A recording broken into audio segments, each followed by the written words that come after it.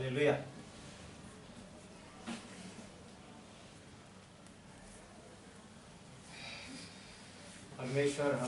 परमेश्वर के राज्य में हमें चला रहा है। यीशु मसीह के द्वारा हम परमेश्वर के राज्य में प्रवेश कर चुके हैं और अभी हमारा जीवन है ना परमेश्वर के राज्य के अंदर है।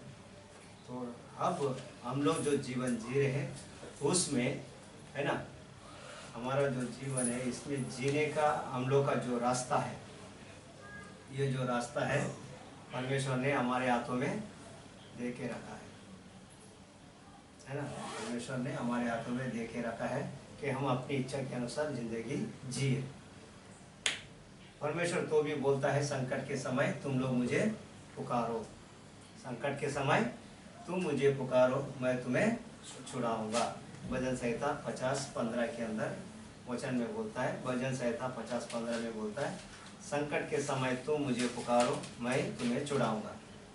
मलकिया में बोलता है 3:7 के अंदर अपने पुरखों के दिनों से तुम लोग मेरी विधियों से हटते आए हो और उनका पालन नहीं करते। तुम मेरी ओर फिरो तब मैं भी तुम्हारी ओर फिरूंगा।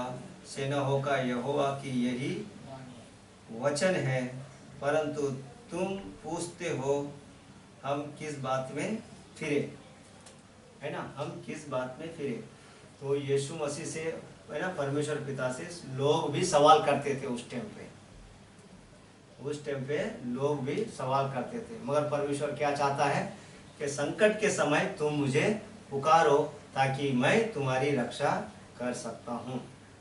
परमेश्वर क्या चाहता है, अपनी बच्चों की रक्षा करना चाहता है, अपनी बच्चों की रक्षा करना चाहता है। तो जब परमेश्वर क्या चाहता है बच्चों की रक्षा, तो बच्चों की रक्षा किस तरीके से करना चाहता है ना, हमारी रक्षा किस तरीके से वो करना चाहता है। रोमियो 8वां अध्याय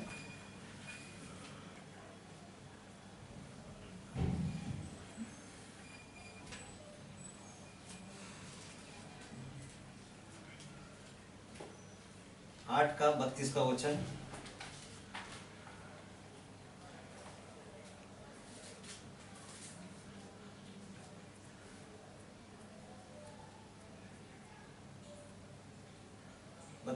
और 36 का वचन को देखेंगे।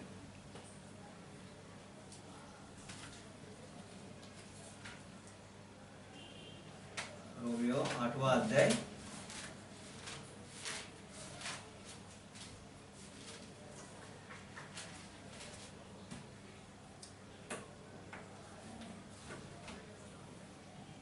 'जिसने अपने निज पुत्र को भी ना छोड़ा परंतु उसे हम सब के लिए दे दिया, वह उसके साथ हमें और सब कुछ क्यों ना देगा। जैसा लिखा है कि तेरे लिए हम दिन भर घात किए जाते हैं, वह वध होने वाले भेड़ की ना ही गिना गया। तो यहाँ पर हमारी रक्षा किस तरीके से, संकट के समय तू मुझे पुकार मैं तुझे छुड़ाऊंगा, संकट के समय तू मुझे पुकार मैं तुझे छुड़ाऊंगा। और बोलता है क्या, तू जब मेरी ओर फिरेगा तो मैं तेरी ओर फिरूंगा। तो संकट के समय हमको क्या करना पड़ता है, परमेश्वर की ओर फिर कर उससे क्या करना है, प्रार्थना करना है, उससे क्या करना है, प्रार्थना करना है। तो वो हमें बचाएगा। तो बचाएगा क्यों, क्योंकि हमारे खातिर क्या किया गया, जिसने अपने निज पुत्र को भी ना रख छोड़ा। हमारे लिए यीशु मसीह को अपने पास भी नहीं रखा, क्योंकि हमें बचाना चाहता है, हमें जीवन देना चाहता है, हमारी रक्षा करना चाहता है। इसलिए यीशु परमेश्वर पिता ने यीशु मसीह को क्या किया, हमारे खातिर छोड़ दिया, ताकि हम पर आने वाला हर एक दंड है ना, हम पर आने वाला हर एक दंड से हमें बचाने के लिए और हम पर अब इस वक्त आने वाले परेशानियों से बचाने के लिए, दोनों चीज हम पर आने वाले जो हम है ना हम परेशानी लेते हैं उस टाइम पे हमको पुकारना है। और हम पर अब इस वक्त जो हम यीशु मसीह में आने के बावजूद भी हम जो है ना, हम पर फिर से परेशानी आती है, तो उसमें भी क्या करके बोलता है, तुम मेरी ओर फिरो, तुम मेरी ओर फिरो तो मैं तुम्हारी ओर फिरूंगा। जिसने अपने निज पुत्र को भी ना रख छोड़ा परंतु उसे हम सब के लिए दे दिया, वह उसके साथ हमें और सब कुछ क्यों ना देगा। और सब कुछ हमें जो चाहिए, हमें क्या चाहिए वो सब कुछ क्यों ना देगा करके यहाँ पर एक है ना, एक क्वेश्चन से, क्यों ना देगा। जब अपने बेटे को ही वो नहीं रखा अपने लिए, तो वो उसके द्वारा हमें और बहुत कुछ देना चाहता है, बहुत कुछ देना चाहता है ना। इसके लिए वचन में क्या बोलता है, तुम मेरी ओर फिरो तो तब बीच तुम है ना, तुम्हें वो संकट के दिन, क्लेश के दिन, मुसीबतों के दिन तुम फिरो, तुम फिरो तो ही मैं तुम्हारे पास फिर कर आऊंगा। अगर तुम फिरोगे नहीं तो मैं तुम्हारे पास आ ही नहीं सकता और तुम्हारी रक्षा मैं कर ही नहीं सकता। फिरना है ना। इसके लिए वचन बोलता है, जैसा लिखा है कि तेरे लिए हम दिन भर गात किए जाते हैं, वह वध होने वाली भेड़ों की नाही गिना गया। कैसा?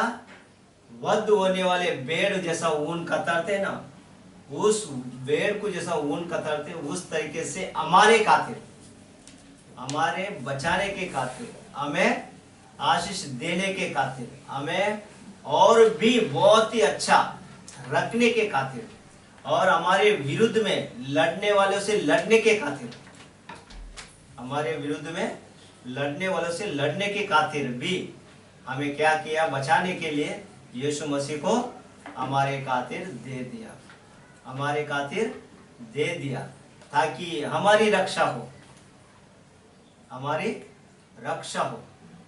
हमारी रक्षा करने के लिए यीशु मसीह को दे दिया।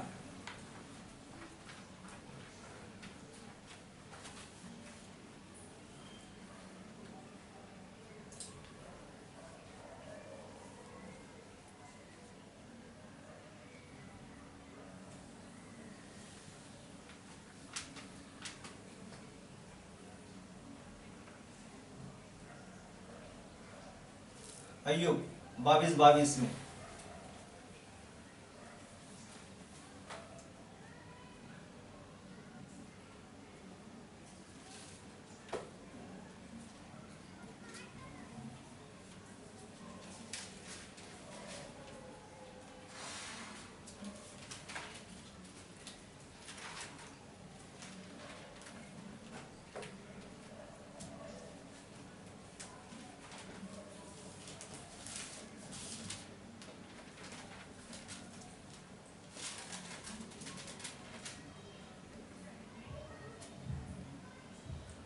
यदि तू सर्वशक्तिमान की ओर फिर के समीप जाए और अपने डेरे से कुटिल काम दूर करे,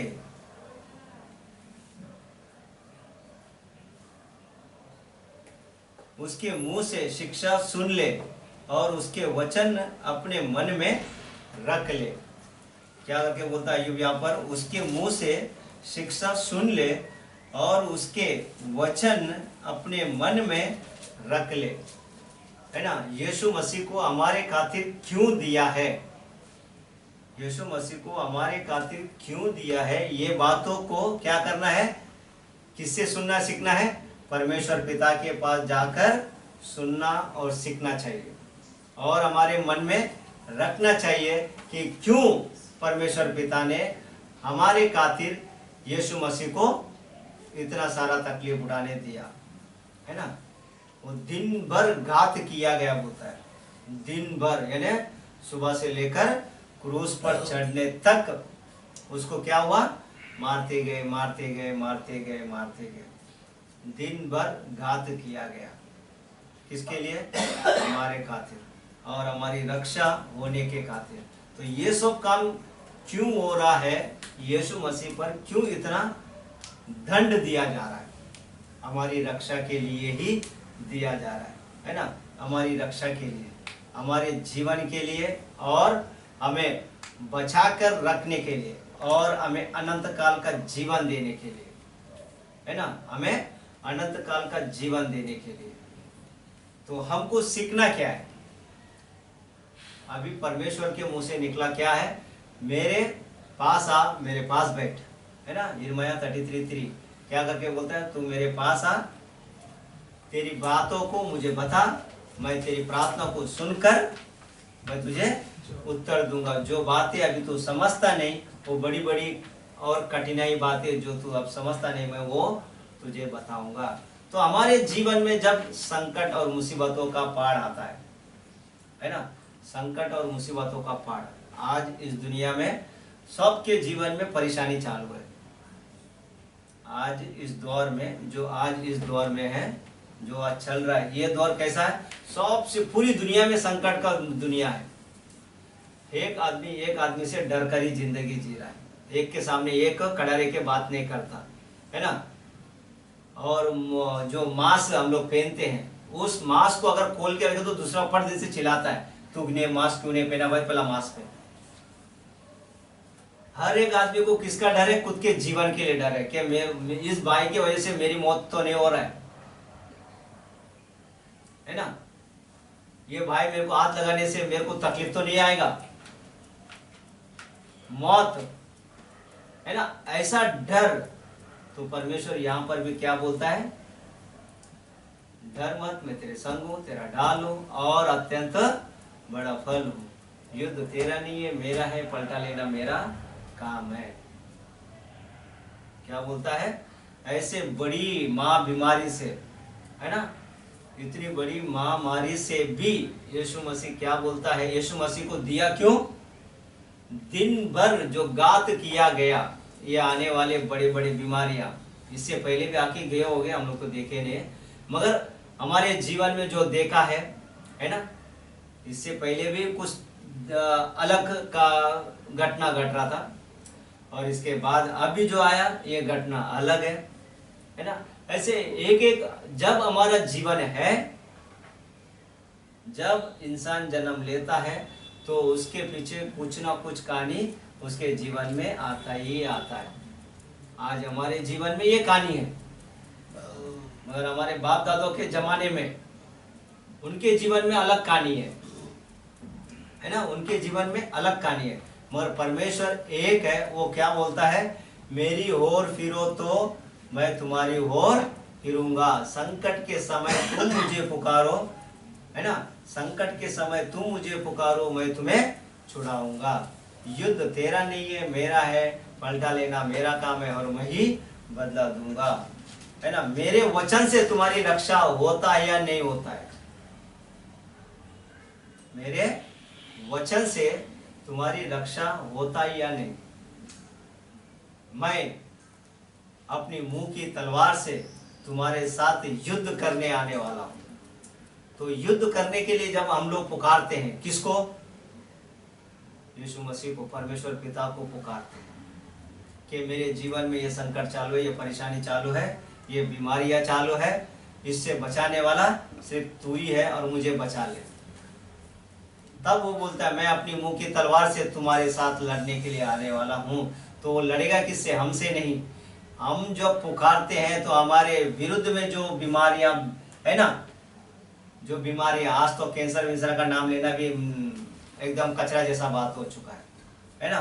तो बात हो गया कोरोना नाम जो उसका दिया है, इतनी बड़ी बीमारी का, इसके साथ युद्ध लड़ने की हमारी ताकत नहीं है। आज इंसान के बस में ये ताकत नहीं है, मगर इसको लड़ने, इसके साथ लड़ेगा कौन? यीशु मसीह बोलता है मैं लड़ूंगा, क्योंकि मैं तेरे खातिर घात किया गया हूं, मैं तेरे खातिर घात किया गया हूं, दिन भर मैं घात किया गया हूं। क्यों घात किया गया? कि इसके लिए कि मैं तेरे जीवन को बचाऊं, तुझे अनंत काल का जीवन दूं, और तुझे शांति और आनंद से मैं रखूं। दिन भर मैं घात किया गया हूं। क्यों? इसके लिए कि मैं तुझे बचाऊं, मैं तुझे बचाऊं, तुझे बचा कर मैं तेरी महिमा करूं, हमें बचाना चाहता है और हमारी महिमा भी करना चाहता है। क्यों? क्योंकि हम उसके स्वरूप में, उसके समानता में और उसके जैसे बनाए गए हैं। हम उसके बेटे हैं। हम उसके कौन है? बेटे हैं। इसके लिए वो अपने बेटे को, है ना, हमें बचाने के लिए अपने बेटे को क्या किया? वध किया। वध किया। इसके लिए क्या करके बोलता है?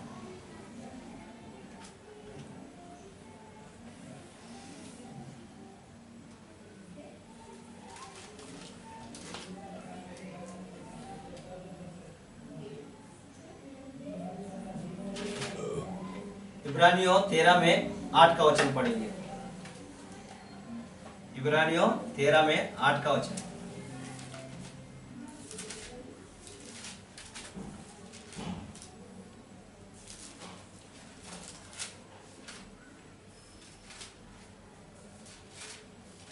यीशु मसीह कल और आज और युगानुयुग एक सा है।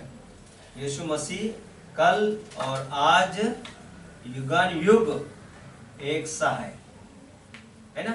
तो जो बातें वो बोल दिया, उस बातों में वो कभी पलटता नहीं। वो जो बोला है ना, संकट के समय तू मुझे पुकार, मैं तुझे बचाऊंगा।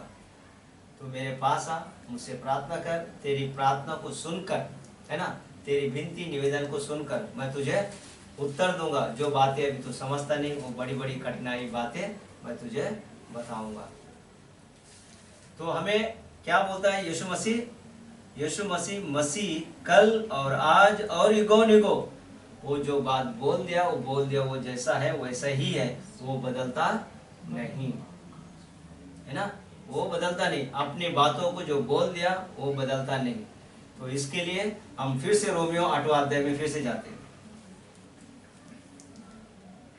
सो हम 31 के वचन से मैं पढ़ रहा हूँ। सो हम इन बातों के विषय में क्या कहे? यदि परमेश्वर हमारी ओर है तो हमारे विरुद्ध में कौन हो सकता है ना। ये जो बीमारियां है ना, ये जो परेशानियां है, ये जो संकट है, तो क्या करके बोलता है? सो हम इन बातों के विषय में क्या कहे? यदि परमेश्वर हमारी ओर है तो हमारे विरुद्ध में कौन हो सकता है। परमेश्वर के चुने हुओं पर कौन दोष लगाएगा? परमेश्वर वह है जो उनको धर्मी ठहराने वाला है। फिर कौन है जो दंड की आज्ञा देगा? मसीह वह है जो मर गया और मुर्दों में से जी उठा और परमेश्वर की दाहिनी ओर है और हमारे लिए निवेदन भी करता है। परमेश्वर की दाहिनी ओर यीशु मसीह क्यों बैठा है? हमारे लिए।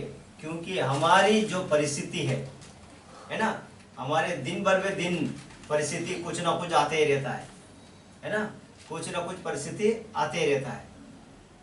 तो इन परिस्थिति में तो बचाने वाला कौन है? यीशु मसीह। वो क्यों हमारी रक्षा करने के लिए ही जीवित होकर हमारे लिए विनती निवेदन करने के लिए बैठा है ना। विनती निवेदन करने के लिए बैठा है। और उसके नीचे हम लोग देखेंगे वचनों को। कौन हमको मसीह के प्रेम से अलग करेगा? क्या क्लेश, क्या संकट, क्या उपद्रव, या अकाल, या नंगाई, या जोखम, या तलवार, है ना। तो ये जो हमारे जीवन में हमेशा है, हमारे जीवन में जब तक हमारा श्वास चलता है तब तक ये हमारे दोस्त लोग हैं। ये है ना, ये हमारे दोस्त लोग हैं। हमारी रक्षा करने वाला यीशु मसीह है, परमेश्वर पिता है ना। हमारी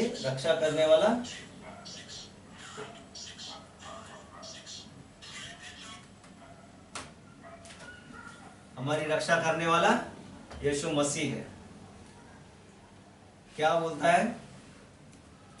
कौन हमको मसीह के प्रेम से अलग करेगा?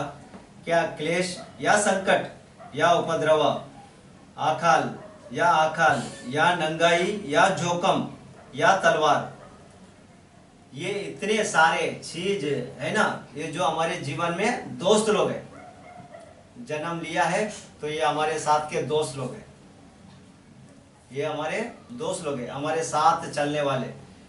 इनसे हम लोग कभी अलग हो नहीं सकते, है ना, मगर इनसे हमें बचाने वाला कौन है ये हमको ध्यान देना चाहिए, है ना। इनसे हमें बचाने वाला कौन है ये हमको ध्यान रहना चाहिए। इसके लिए क्या करके बोला है, संकट के समय तू मुझे पुकार मैं तुझे छुड़ाऊंगा। संकट के समय तू मुझे पुकार मैं तुझे छुड़ाऊंगा।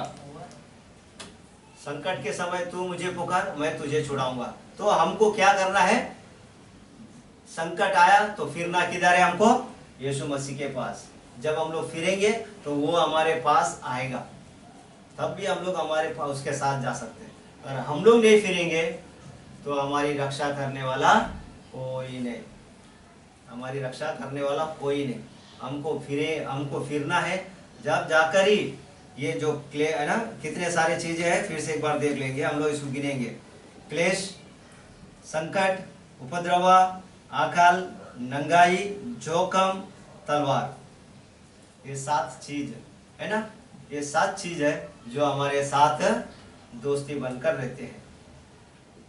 इस वक्त कई जनों को क्या है, भूख मारी है, किसके पास खाना है, किसके पास खाना नहीं है, किसी को सोने के लिए जगह है, किसी को सोने को जगह नहीं है ना। किसी को माता पिता के पास जाने की इच्छा है, किसी को माँ बाप को बच्चे के पास जाने की इच्छा है ना। और किसी किसी को ऐसा भी है कि माँ बाप को छोड़कर बच्चे भाग भी जाते हैं, ऐसे भी है। तो ऐसी परिस्थिति में तो हमारी रक्षा करेगा कौन, हमारी देखभाल करेगा कौन, हमें बचाएगा कौन, हमारी प्रार्थना सुनेगा कौन। तो यीशु मसीह क्या बोलता है, मैं तेरे लिए दिन भर गात किया गया हूँ, वध होने वाले पेड़ की नाई चुपचाप तेरे खातिर ही मैंने ये सब चीज तकलीफ उठाया। मैं तुझे जीवन देने के लिए और अच्छा जीवन देने के लिए, मैं तेरी रक्षा करने के लिए फिर मैं जी उठा हूँ। आज भी मैं प्रार्थना कर रहा हूँ, किसके खातिर, मुझे बचाने के खातिर, मुझे अच्छा जीवन देने के खातिर। और उसके नीचे वचनों को देखेंगे, जैसा लिखा है कि तेरे लिए हम दिन भर गात किए गए, वाह वध होने वाले भेड़ की नाई गिना गया। परंतु इन सब बातों में हम उसके द्वारा जिसने हमसे प्रेम किया है जयवंत से भी बढ़कर है, क्योंकि मैं निश्चय जानता हूं कि ना मृत्यु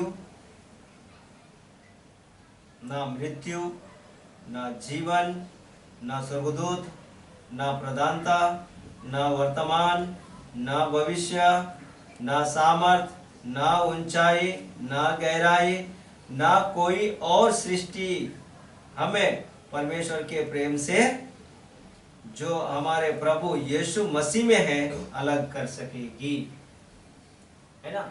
ये सारे चीज भी है ना, ऊपर के तो हो गए, और ये भी हमारे जीवन के दोस्त लोग हैं।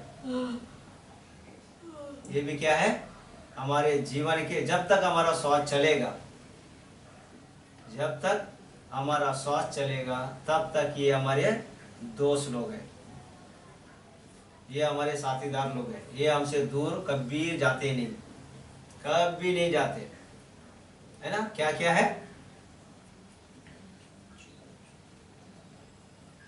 ना मृत्यु ना जीवन ना स्वर्गदूत ना प्रधानता ना वर्तमान ना भविष्य ना सामर्थ ना ऊंचाई ना गहराई ना कोई और सृष्टि हमें परमेश्वर के प्रेम से, है ना। तो ये सब चीज क्या है, हमारे साथ साथ दुश्मन चलने वाले दोस्त लोग हैं। ये सब क्या है, हमारे साथ साथ चलने वाले दुश्मन दोस्त है।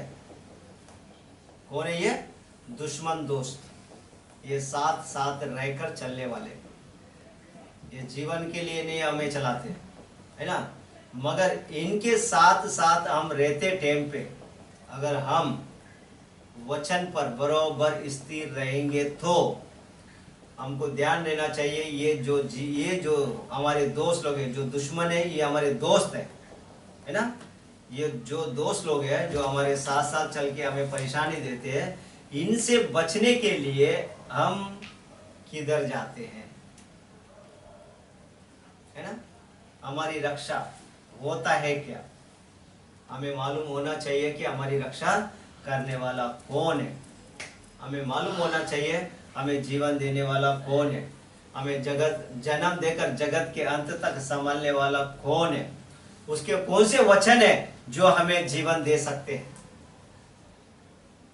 उसके कौन से वचन है जो हमें जीवन दे सकते हैं, और ये जो संकटों से जीवन में हम पहुंच सकते हैं, वो कौन से वचन है हम पर हमें ताकत दे सकते हैं, है ना। हमें ताकत दे सकते हैं, हमें हिम्मत दे सकते हैं, हमें संभाल सकते हैं, ऐसा कुछ हमारे पास भी होना चाहिए। तो इसके लिए वचन क्या बोलता है, हमारा युद्ध मांस और लहू से नहीं है। तो ये कौन जितने भी है ये क्या है, छुपे हुए रुस्तम लोग हैं। ये जितने भी है हमारे ही शरीर में छुपे हुए रुस्तम लोग हैं, हमारे शरीर में छुपे हुए रुस्तम लोग हैं। इनसे लड़ना है तो हमारे पास कुछ तो हथियार होना चाहिए, है ना। वो वचन का हथियार है क्या आपके पास। संकट के समय तू मुझे पुकार, मैं तुझे छुड़ाऊं, तो वो हथियार हमारे पास है क्या, वो हथियार क्या है। इफिसियों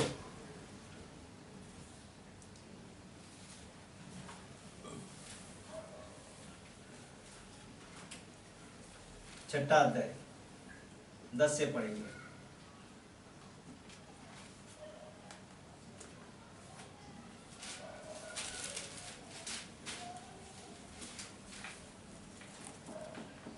निदान प्रभु में और उसकी शक्ति के प्रभाव में बलवंत बनो।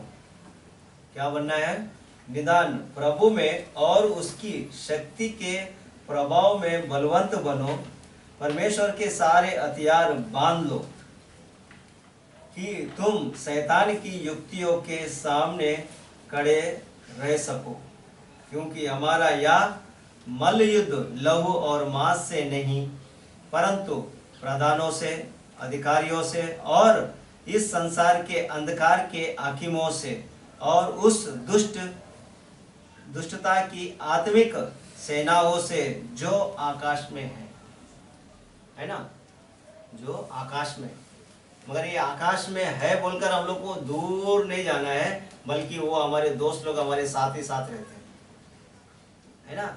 ये सब चीज क्या है, हमारे दोस्त लोग हैं जो हमें परेशानी में डालकर देखना चाहते हैं कि सचमुच यीशु मसीह के वचन के ऊपर चलता है या नहीं चलता है, यीशु मसीह के ऊपर भरोसा करता है या नहीं करता है, या खुद के ऊपर अपनी बुद्धि और अपनी ताकत अपने ज्ञान के अनुसार चलता है, किसके अनुसार चलता है। ये हमारे दोस्त लोग हमारी परीक्षा करते हैं, ये हमारे दोस्त लोग हैं। परमेश्वर हमारी परीक्षा नहीं करता है। ये जो दोस्त लोग हैं हमारे जीवन में, ये जो दोस्त लोग हैं, यही दोस्त लोग हैं जो हमारी परीक्षा करते रहते हैं। हम अपनी बुद्धि से काम करते हैं या हम अपनी बुद्धि से काम करते हैं या परमेश्वर के वचनों को और परमेश्वर को काम करने देते हैं।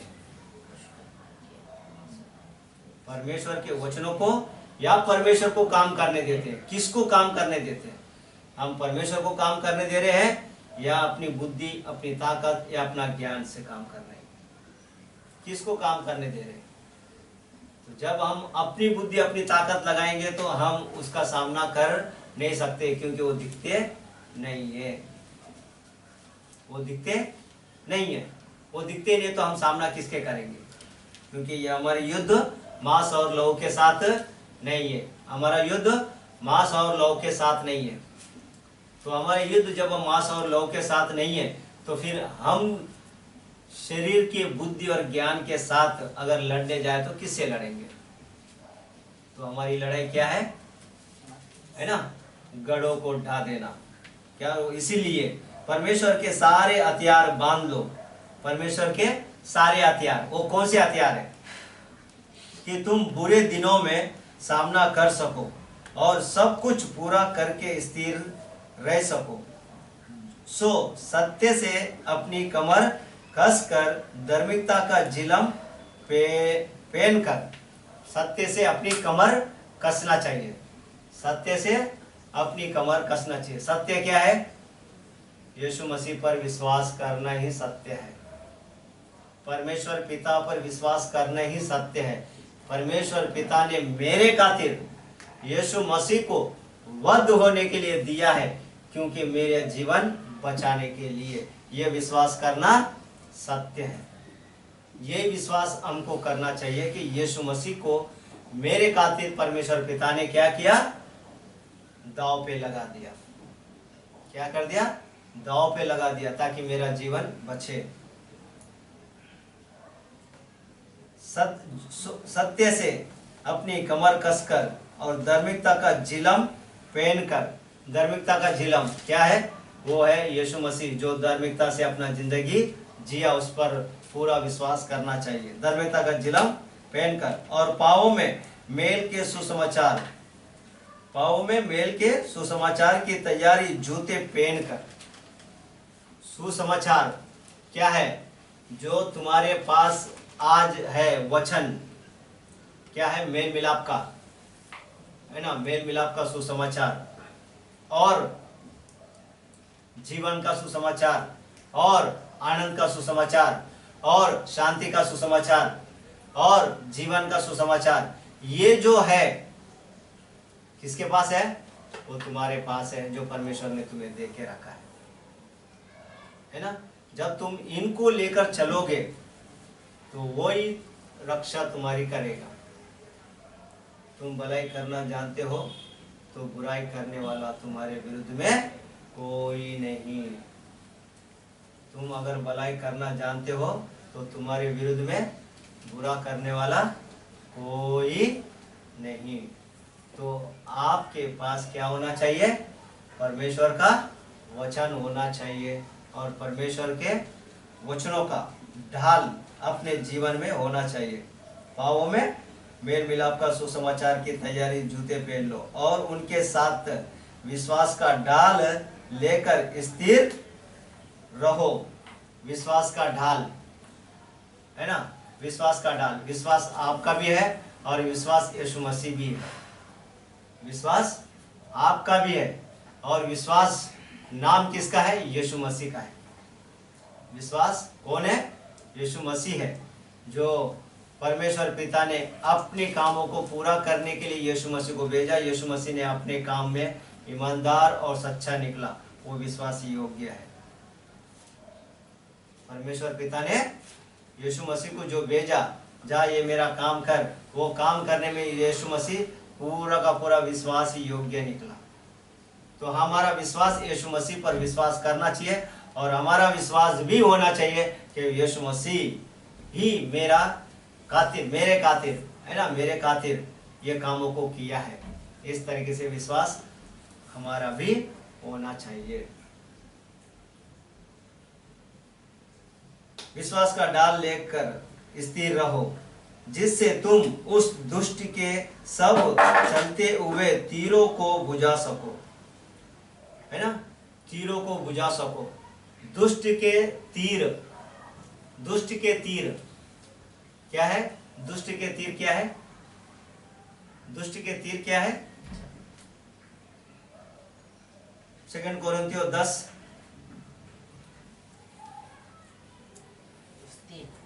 क्योंकि यद्यपि हम शरीर में चलते फिरते हैं तो भी शरीर के अनुसार नहीं लड़ते, क्योंकि हमारी लड़ाई के हथियार शारीरिक नहीं पर गढ़ों को ढा देने के लिए परमेश्वर के द्वारा सामर्थ्य है। सो हम कल्पनाओं को और हर एक ऊंची बात को जो परमेश्वर की पहचान के विरुद्ध में उठती है खंडन करते हैं और हर एक भावनाओं को कैद करके मसीह का आज्ञाकारी बना देते हैं, है ना। हमारा क्या है,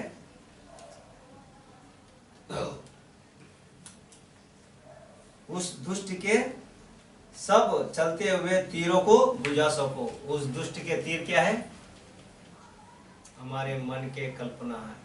मैंने बोला ना हमारे दोस्त कौन है ना, वो हमारे दोस्त लोग हैं।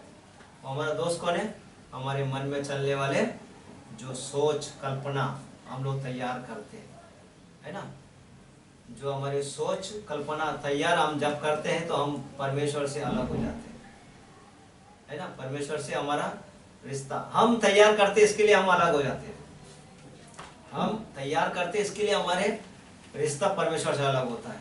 तो कल्पनाओं को जो हम तैयार करते हैं उसको क्या करना है, खंडन करना है।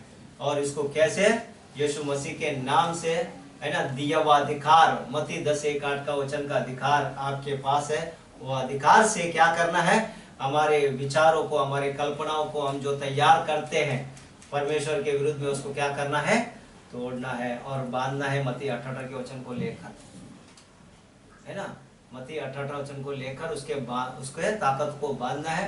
मत्ती 10:1-8 का वचन के अधिकार को लेकर उसके ताकत को तोड़ना है और मसीह के मन को हमारे जीवन में रिलीज करना है। मसीह के मन को हमारे जीवन में रिलीज करना है और पवित्र आत्मा को हमारा मन का ताबा दे देना है। तब जाकर हम लोग क्या करेंगे, स्थिर रहेंगे, है ना। हमारा दोस्त, है ना, हमारा दोस्त जो हमें जीवन दिया है वो कौन है, यीशु मसीह है। हमें चलाने वाला कौन है, यीशु मसीह है। परमेश्वर अपनी इच्छा के अनुसार चलाता भी है, हमारी रक्षा भी करता है। मगर हमारे साथ साथ, है ना, हमारे साथ साथ हमारी जिंदगी में गड़बड़ी मचाने वाले हमारे साथ ही है ना, है ना। हम लोग अपने कल्पनाओं से हम लोग गलत करते हैं, तब जाकर ही हम लोग क्या हो जाते हैं, परमेश्वर से अलग हो जाते हैं। और उद्धार का टोपा, आत्मा की तलवार जो परमेश्वर का वचन है, ले लो।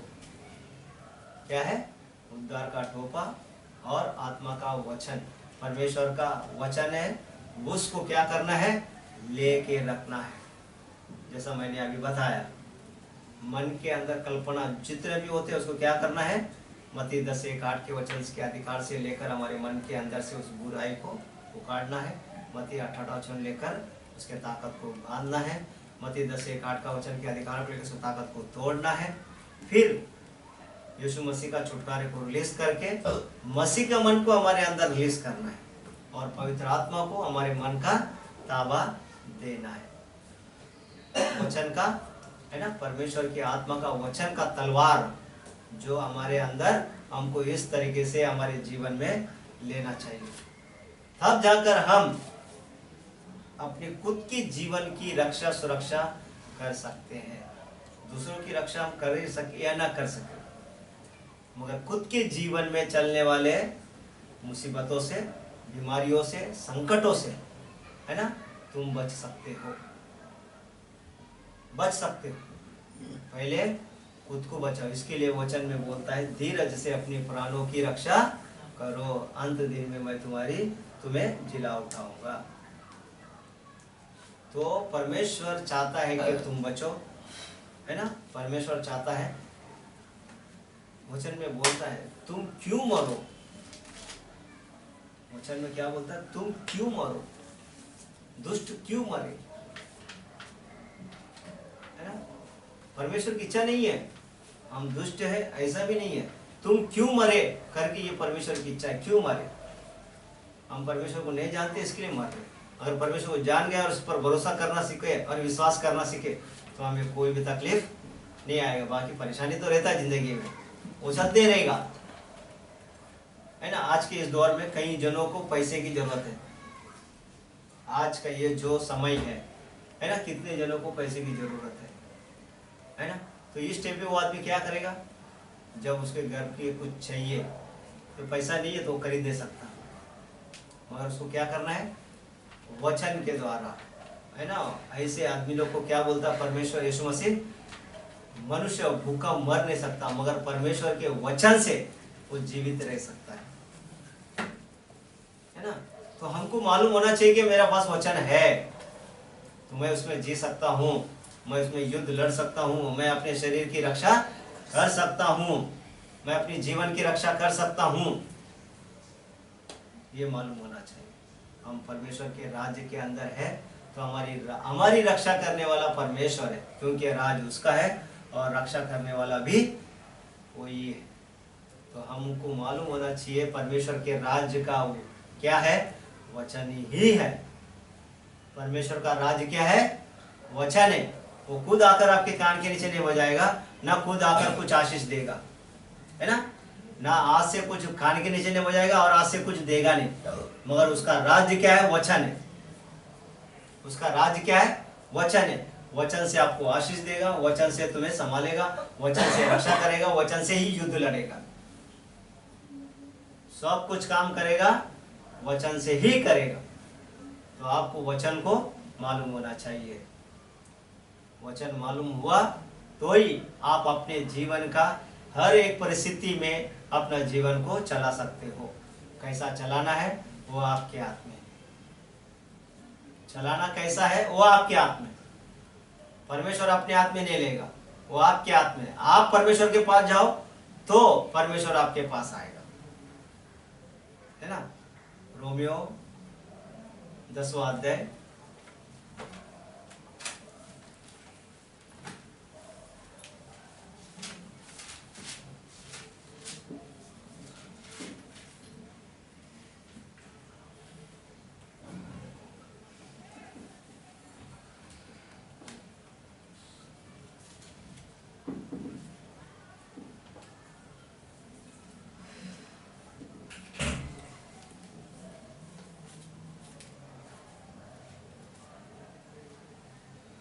10 का 8 का वचन।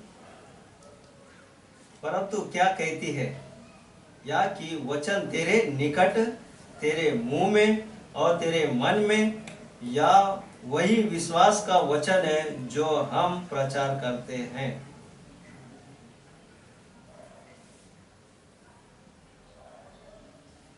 परंतु क्या कहती है, या कि वचन तेरे निकट है, तेरे मुंह में, तेरे मन में है, या वही विश्वास का वचन है जो हम प्रचार करते हैं। तो हम लोग ने अभी जितना भी वचनों को देखा और सुना वो सब क्या है, किसके अंदर है, हमारे मुंह से निकलने वाला वचन। आपको मालूम होना चाहिए आपकी रक्षा, आपकी देखभाल करने वाला कौन से वचनों से आपकी रक्षा सुरक्षा होता है, आपका जीवन चलता है। और युद्ध लड़ने वाले वचन क्या है, आपको आपके जीवन के लिए, है ना, अपने खुद के जीवन के लिए हमारे पास वचन होना जरूरी है। खुद के जीवन के लिए हमारे पास वचन होना जरूरी है, तो ही हमारा जीवन परमेश्वर के हाथों में सुरक्षित रहेगा और अपने जीवन अपने हाथ में भी सुरक्षित है। हमारा जीवन खुद हम सुरक्षित रख सकते हैं और हम अपने जीवन को बिगाड़ सकते हैं, दोनों काम, है ना। इसके लिए वचन में क्या बोलता है, गिनती 18 में 21।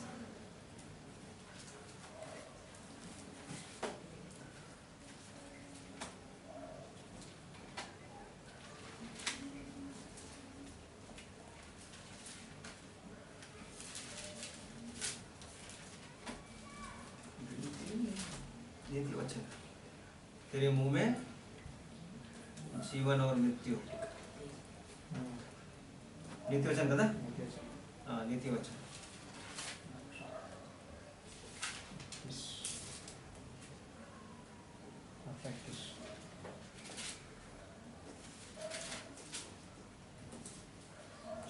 हाँ नीति वचन 18 में 21 का वचन। जीव के वश में मृत्यु और जीवन दोनों होते हैं, और जो उससे काम में लाना जानता है वह उसका फल भोगेगा, है ना। आपके पास आपका जीवन है, आपके पास आपका खुद का जीवन है। आप उस जीवन को कैसे चलाना चाहते हो, कैसा नहीं, ये आपके ऊपर परमेश्वर ने छोड़ दिया। राज्य परमेश्वर का है, राज्य परमेश्वर का है। यीशु मसीह को वध किया परमेश्वर के राज्य के लिए, हम सबको उस राज्य में पहुंचाने के लिए।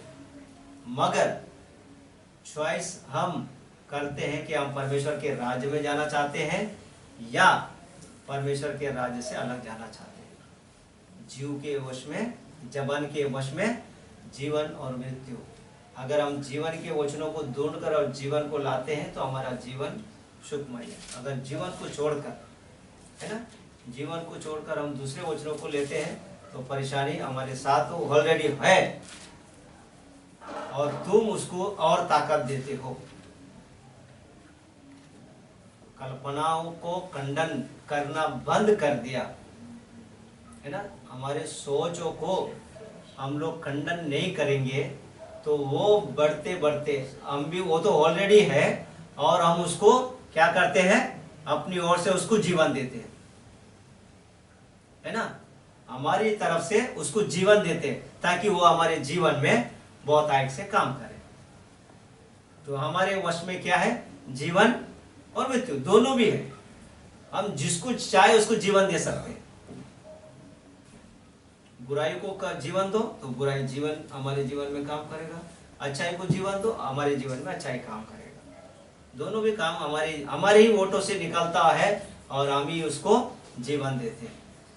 जीवन देने का काम क्या है, हमारे ही वोटों से, है ना। इसके लिए क्या बोला वचन में, यूहन्ना 1:4 के अंदर, है ना, वह जीवनता, है ना, वह जीवनता और वो मनुष्यों की ज्योति है।